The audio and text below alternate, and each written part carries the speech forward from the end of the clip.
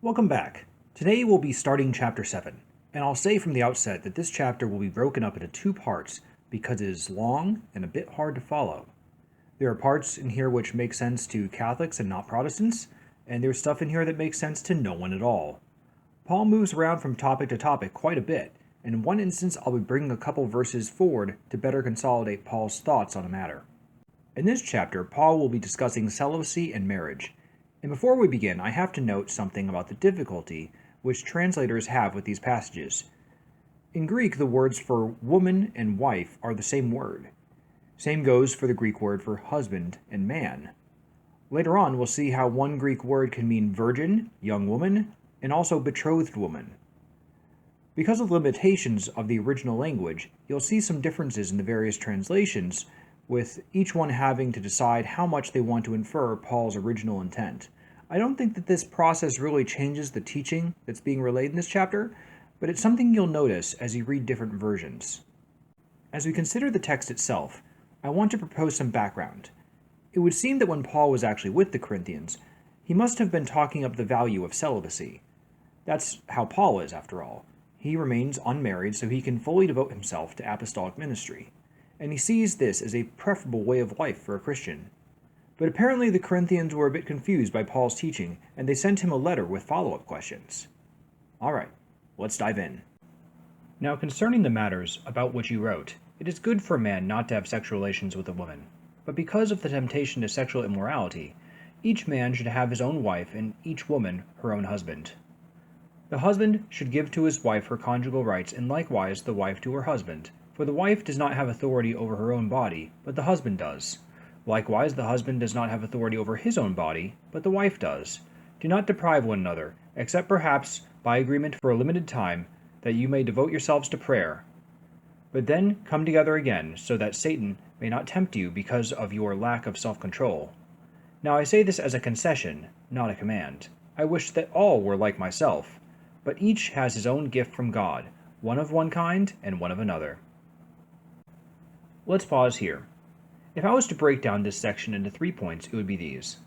1. Paul reiterates that celibacy is a noble thing and the ability to live like that is a gift from God. 2. People without that gift would fall into sin attempting to live a celibate life. Most people need that aspect of their human nature fulfilled, and that's a valid motive to get married. 3. Spouses should take care of one another's sexual needs. Long periods with no intimacy should only be done by mutual consent. The reason why I've listed those out so carefully is because I've seen people get really weird about all three, either by denying them or by taking them to an extreme. In the Protestant world, they just don't do celibacy and hold it in great suspicion, and the idea that Paul saw it as preferable is lost on them. As for the second one, I've seen people, mostly women in traditionalist Catholic circles, basically denying that one, saying that if you see the fulfillment of your sexual needs as a reason to get married, then you're some kind of pervert. As for the third, I've seen others, mostly the men in those same traditionalist Catholic circles, treating the duty to care for one another's sexual needs, the so-called marital debt, as so absolute that the only reason to say no is if one of the partners is dying or something. In fact, maybe those traditionalist Catholic women and men are just reacting to one another. Anyway, to all of these I would just say, can we be normal? Celibacy is a real gift and Protestants need to stop treating it as a scary Catholic thing. Sexual desire is a real reason to seek out marriage, but it obviously shouldn't be the biggest defining reason to do it. And lastly, spouses should meet each other's sexual needs within reason. One spouse or the other is allowed to refuse intimacy on occasion if there's a good reason, which doesn't have to be some grave life or death sort of thing, but neither can one spouse go for long stretches of denying the advances of the other and leaving him or her unfulfilled and frustrated. With all three of these points, there is a middle line of sanity, and we need to stick to that. So let's keep going. To the unmarried and to the widows, I say that it is good for them to remain single as I am. But if they cannot exercise self-control, they should marry, for it is better to marry than to burn with passion. To the married I give this charge, not I, but the Lord. The wife should not separate from her husband, but if she does, she should remain unmarried or else be reconciled to her husband. And the husband should not divorce his wife. A wife is bound to her husband as long as he lives, but if her husband dies, she is free to be remarried to whom she wishes, only in the Lord. Yet in my judgment, she is happier if she remains as she is. And I think I, too, have the Spirit of God. Okay, let's talk about this section. Paul begins by talking to those who are currently unmarried, either because they've not yet married or because the spouse has died. To them, he restates what he said before. His preference is for them to remain celibate the way he is, but he also knows that human passions won't allow most people to do this. Then he turns his attention to those who are married. And he prefaces his comments with a very important phrase, not I, but the Lord. That means Paul is recalling Christ's teaching on marriage, and he's intending to reiterate the commands which come from Jesus. So what did Jesus say about marriage and divorce? Well, he addresses the matter in Matthew, Mark, and Luke's Gospel. In each case, he says, "Everyone who divorces his wife and marries another commits adultery, and he who marries a woman divorced from her husband commits adultery." Now, I like to explain this teaching by asking a question. As a married man myself, who is the one person whom I can commit adultery against? Well, my wife. So when Jesus says, if you divorce your wife and marry someone else, you're committing adultery, what does that say about whom God really regards as my wife? It means that if I, as a Christian, enter the covenant of marriage, God holds me to that promise. So any attempt to enter a second marriage while my first wife yet lives is just adultery, even if the local secular government says I can. In God's eyes, I'm still married to the first woman, the woman who I made the original promises to. Now, you may notice that Matthew's version has this clause in the center of it which says, except for sexual immorality. In academic circles, this is known as the porneia clause, after the Greek word for sexual immorality, and its precise meaning is debated. But the way it's phrased, it appears to be some kind of extenuating circumstance in which Jesus' teaching on divorce doesn't take effect. And there is no end to the mischief which people have perpetrated with those three Greek words, words which Luke and Mark didn't even see fit to include. The Protestant and Orthodox world have basically used them as an all-purpose loophole to essentially ignore what Jesus clearly said. Out on my blog I did a full write-up on the porneia clause, and I'll include a link in the description of this video, but to cut to the chase, the most plausible understanding of those words is that it refers to sexually immoral unions which would not and could not constitute a marriage in the first place under the Mosaic law. Things like a man trying to marry his own sister, or, as we saw in the previous chapter, his stepmother. Since those situations cannot be a valid marriage in the first place, Jesus' teaching on the permanence of Christian marriage wouldn't apply to them. That's what makes the most sense. But if only there was some authoritative interpreter who could confirm this for us and boil down Jesus' words into concrete instructions. That leads us back to St. Paul.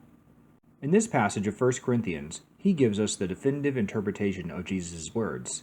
To the married, he says, "The wife should not separate from her husband, but if she does, she should remain unmarried or else be reconciled to her husband, and the husband should not divorce his wife." So he says married couples shouldn't divorce, but if they do, the spouses now have two options, either reconcile or stay single. There's no third option where they get a divorce certificate from Caesar and take up with a new spouse. Why? Because, as Jesus taught, the two original spouses remain married in God's eyes no matter what the secular government says. So reconciling or staying single are the only two available options for Christians at that point. Regarding the porneia clause, if there was some kind of loophole or exception for circumstances where one spouse commits sexual immorality, you'd think that Paul would have mentioned that here to the Corinthians. As we've already seen, sexual immorality was one of their biggest problems. So Paul's failure to mention such an exception is a good reason to believe there isn't one. Thus, at the close of the chapter, which I brought forward here because it's consistent with the topic, Paul says Christian spouses are bound to each other until one of them dies. Any subsequent union would be adultery and place you under the condemnation of adulterers found in the previous chapter. Well, that's some heavy stuff. So to close out this section, I want to focus on another three Greek words that are too commonly ignored. In verse 39, which I brought forward here, Paul says that widows, and widowers, I'm sure, by connection, can get married after the death of their spouse. Then, he says, only in the Lord. With these three words, it seems that Paul is saying that Christians can only marry those who are also in the Lord. In other words, Christians should only be marrying other Christians. Now, as we'll see in the next segment of this text, it's not that a Christian intrinsically can't be married to a non-Christian. However, The situation where Paul talks about that happening is when two pagans are married and then one converts. When it comes to forming new marriages, Paul is telling us to restrict the pool of candidates to other Christians. Now, I run a Bible study for teenagers, and before I had taken notice of this teaching of St. Paul, I had seen that whenever kids start dating non-Christians, it always ends badly. For the guys, it would seem that their non-Christian girlfriend just wouldn't be the sort of virtuous person that he'd want to marry. Although this situation didn't happen very often because the guys tend to understand that non-Christian girls are a bit nuts. For the girls, it was way worse, because when they took up with a non-Christian boyfriend, something which happens frequently, it wouldn't be long before I'd not see them again because they'd leave the Christian faith. So before I knew that St. Paul had anything to say on the matter, I proposed to them a sort of prime directive of dating. Do not, under any circumstances, date a non-Christian. And then I saw that St. Paul basically here says the same thing, which I found pretty fascinating. All right, let's move on. To the rest I say, I, not the Lord, that if any brother has a wife who is an unbeliever, and she consents to live with him, he should not divorce her. If any woman has a husband who is an unbeliever, and he consents to live with her, she should not divorce him. For the unbelieving husband is made holy because of his wife, and the unbelieving wife is made holy because of her husband. Otherwise your children would be unclean. But as it is, they are holy. But if the unbelieving partner separates, let it be so. In such cases the brother or sister is not bound. God has called you to peace. For how do you know, wife, whether you will save your husband? And how do you know, husband, whether you will save your wife? Alrighty, this last section can be difficult to follow, but we're going to break it down. One situation Paul was dealing with was religiously mixed households. You'd have a couple non-Christians who are married, then one of them, say it's the wife, converts. What becomes of that marriage? On this subject, Paul prefaces his remarks by saying that this comes from himself and not Jesus. In other words, Jesus taught directly on the subject of the indissolubility of Christian marriage, but he didn't explicitly address the situation of pagan marriages or mixed marriages. Therefore, Paul is going to lay down a rule using his own authority as an apostle. And what he says is that the mere fact that someone converts is not reason enough to break up the marriage. So his starting place is, don't divorce. Then he provides some practical reasons why they shouldn't. And his exact meaning here leaves many people scratching their heads. He says the unbelieving spouse is made holy or sanctified by the Christian spouse. Okay, what does that mean? Does that mean that the holiness of the wife somehow bleeds over onto the husband? Or is this just a code for saying that she'll evangelize him? That's indeed what St. Peter says when he addresses the subject in his letter. He talks about Christian wives winning over their husbands with their virtue. Then Paul says something similar about the children in such marriages. Again, does the holiness of the mother somehow transfer vicariously onto the children? One might be tempted to apply this same explanation here and say that it refers to evangelizing one's children and winning them over for Christ. But that doesn't work as well here because Paul says the children are presently, as in right now, made holy by the mother. So in my opinion, this one refers to having the children baptized. In other words, Paul says that if the Christian wife remains in the house of her unbelieving husband, she'll be able to get the children baptized. Now we move on to another caveat. Paul considers what happens if the unbelieving spouse refuses that arrangement. What happens if the non-Christian husband kicks the wife out? Now what? Can she remarry? In this case, Paul says yes, she isn't bound to the faithless husband. In the Catholic world, this is known as the Pauline privilege. It's actually in our books of canon law. It says that if the non-Christian refuses to live with the Christian spouse, the Christian is free to remarry. And with that, we get through the end of our first part of chapter 7. Next time we'll be exploring the back half of the chapter where things get a little weird. So I'll see you next time.